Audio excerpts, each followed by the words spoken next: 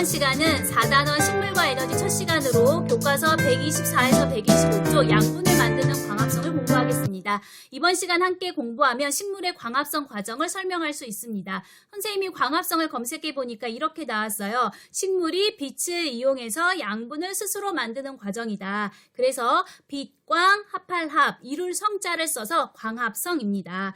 모든 생물은 생명을 유지하기 위해서 에너지를 얻기 위한 양분을 필요로 하죠. 동물은 먹이를 섭취해서 그 양분을 얻고요. 식물은 조금 전 이야기한 광합성을 해서 에너지원으로 사용되는 양분을 스스로 만들어내는 유일한 생물입니다. 옛날 사람들은 식물이 흙을 먹고 자란다고 생각했습니다. 그래서 17세기 벨기에 과학자 헬몬트는 실험을 통해서 그 생각을 확인해 보려고 했습니다. 헬몬트는 건조한 흙을 담은 화분에 2.75kg의 버드나무를 심은 후에 빗물과 증류수만으로 길렀습니다. 5년이 지난 후에 버드나무는 약 76.74kg으로 생장해서 74kg이나 자랐는데 흙은 겨우 0.06kg만 줄어들었습니다. 그래서 헬몬트는 버드나무에 물을 주면서 키웠기 때문에 물만으로도 자랄 수 있다고 결론을 내렸습니다. 헬몬트 주장이 맞는 건 아니었지만 그 당시 사람들의 생각을 바로잡는 데 도움이 됐고 헬몬트 이후로 많은 과학자들이 실험을 해서 식물 광합성에 대해서 밝힐 수 있게 되었습니다. 1772년 영국의 과학자 프리스틀리는 밀폐된 유리정 속에 촛불을 넣으면 잠시 후에 꺼지는데 식물을 함께 넣으면 오랫동안 꺼지지 않는다는 것을 알았습니다. 또 쥐와 식물을 함께 넣었을 때도 식물이 없을 때보다 쥐가 오래 산다는 것을 관찰했습니다. 그는 식물이 촛불의 연소나 동물의 호흡으로부터 탁해진 공기를 정화시키는 능력이 있다고 주장했습니다. 그렇다면 식물에서 나와서 이 공기를 정화시키는 성분은 무엇일까요? 네, 현재 우리가 알고 있는 산소입니다. 그런데 다른 과학자가 실험을 할 때 항상 같은 결과가 나오지는 않아서 의문이었는데요. 1779년 네덜란드 생물학자 잉에나우스는 이 실험을 보완하는 실험을 했습니다. 식물에게 빛이 있는 경우와 빛이 없는 경우를 설정해서 각각 관찰했더니 빛이 있는 경우에만 쥐가 살 수 있었다는 걸 알게 되었습니다. 잉엔하우스는 식물이 빛이 있을 때에만 쥐의 생존에 필요한 기체를 만들 수 있다고 결론을 내렸습니다.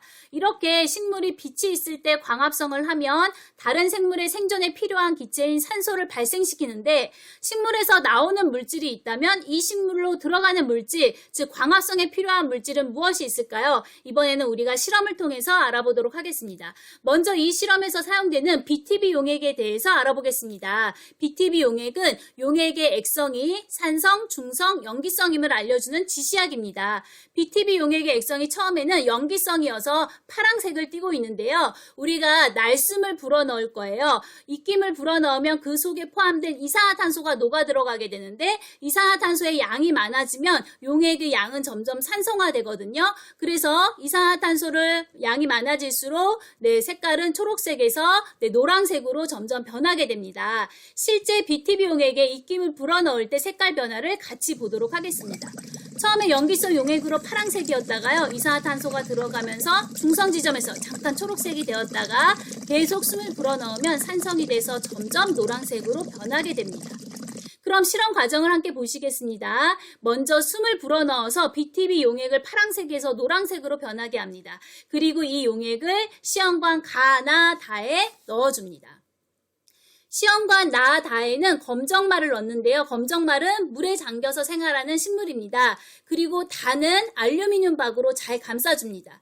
그리고 이 시험관들을 햇빛이 잘 비치는 창가에다가 약 3시간 이상 놓아두었다가 BTB 용액 색깔을 관찰합니다. 실험 결과 시험관 나의 BTB 용액만 파란색이 된 것을 볼 수 있었습니다.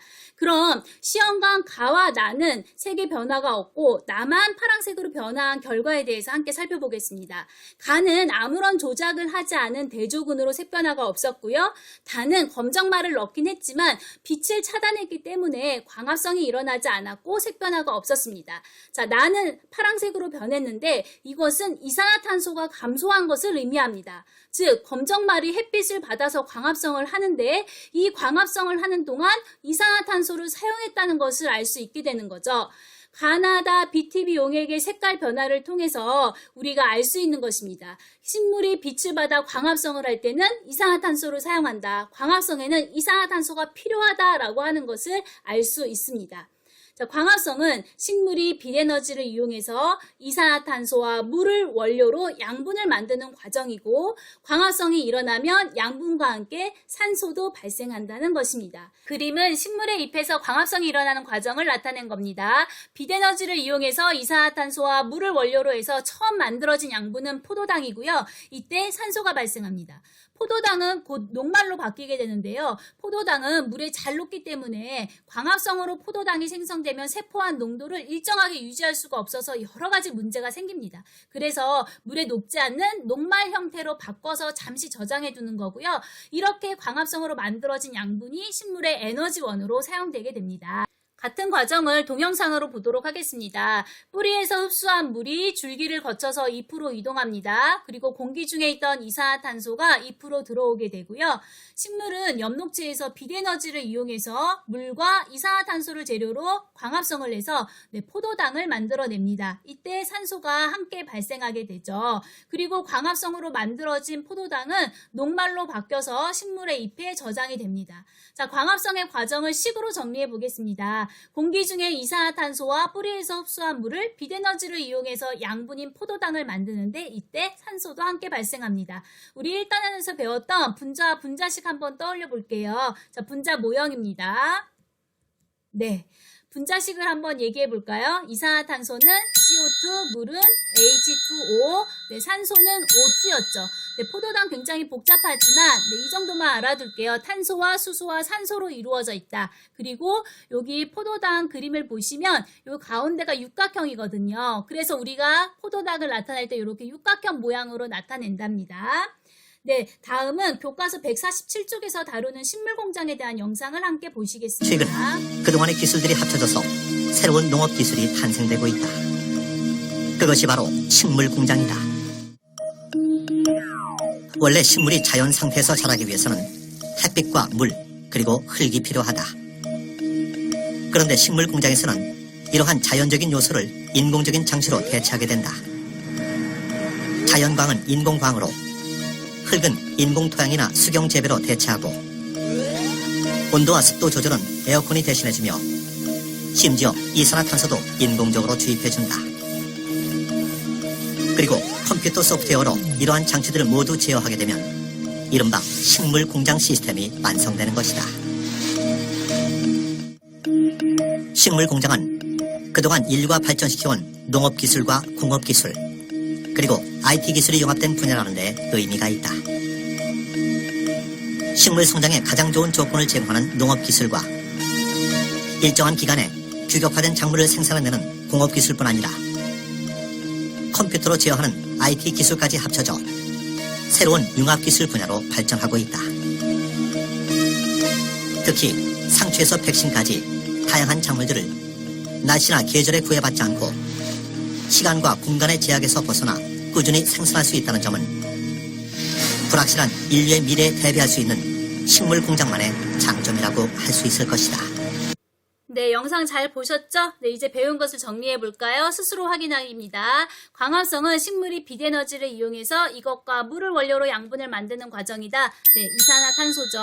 자, 두 번째, 이 그림에서 가나 A, B, C, D, E 요거 한번 해보겠습니다. 가는 물이 이동하는 통로 물관이고요. 나는 만들어진 양분이 이동하는 통로 채관입니다. 자, A는 지금 물관으로부터 들어오고 있는 물이고요. B는 잎에서 들어오고 있는 광합성의 재료 이산화탄소죠. 광합성을 통해서 처음으로 만들어진 양분 C는 포도당이고요. 이때 D가 발생하는데 산소 기체입니다.